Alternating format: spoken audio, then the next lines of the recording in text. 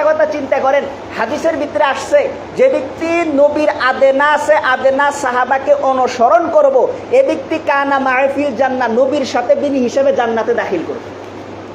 আদেনা সাহাবা কাকে কয়? যে নবীকে জীবনে একবার দেখছে আর দেখে নাই, তাকে আদেনা সাহাবা কয়। হাদিসের ভিতরে আসছে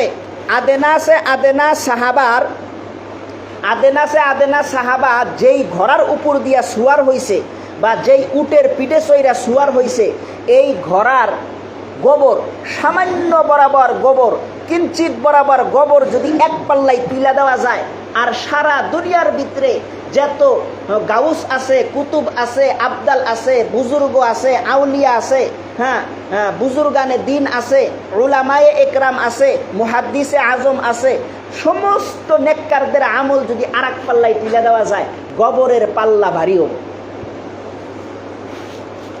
চিন্তা করে দেখেন, আদেনা সাহাবা যেই ঘোড়ার উপরে সুয়ার হইছে, সেই ঘোড়ার সামান্যটুক গোবর এক পাল্লাই, আর সমস্ত বুজুর্গর আমল আর এক পাল্লাই, গোবরের পাল্লা ভারী, আমলের পাল্লা উপরে। তাহলে সাহাবার দাম কত? নবী হাদিসের ভিতরে বলছে, যে ব্যক্তি স্বপ্নে যুগে আমাকে দেখলো, সে আমাকেই দেখলো। কারণ নবীর রূপ শয়তানে ধরবার পারে না। যে স্বপ্নে যুগে নবীকে দেখলো মানে নবীকেই দেখলো। আর যার সাথে নবীর সাথে স্বপ্নে যুগে হোক, যেভাবেই হোক, দিদার হইছে, তার জন্যে জাহান্নাম হারাম, জান্নাত ওয়াজিব। তাহলে এই মাওলানা তারিক জামিল ইনি বলতেছেন, বহুবার নবীকে স্বপ্নে দেখার পরে নবীকে বলতেছেন যে ওই 60 জনের ভিতরে আমি তারিকের নাম আছে, তারিক জামিলের নাম আছে।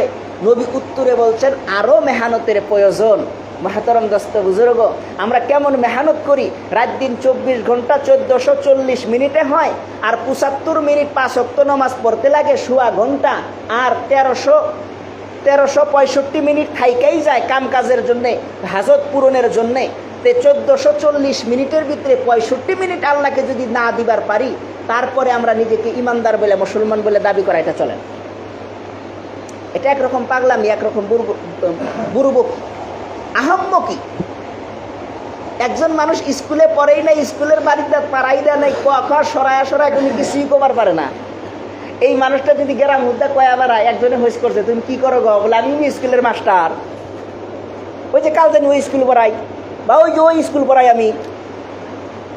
মাস্টার কি করবো? স্কুলের বারিন্দাতি পাড়া দেয় নাই, ও বলে ইমি স্কুল বা হাই স্কুলের মাস্টার বা এমপি স্কুলের মাস্টার। এ তো পাগল হয়েছে রে। এই আর বাপের কাছে বসা লাগবো, বাপের হাতে পয়সা করবো, তোমার বেড়া তো ভালো পাগল হয়েছে, ডাক্তার দেখায়ও। ও বলি আমি স্কুলের মাস্টার, স্কুলের বারিন্দাতি পাড়া দেয় নাই।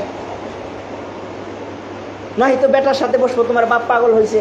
বেটা যদি থাকে, বাপ যদি এরকম কথা বলে, তুমি হতরম দস্ত বুজুর্গ।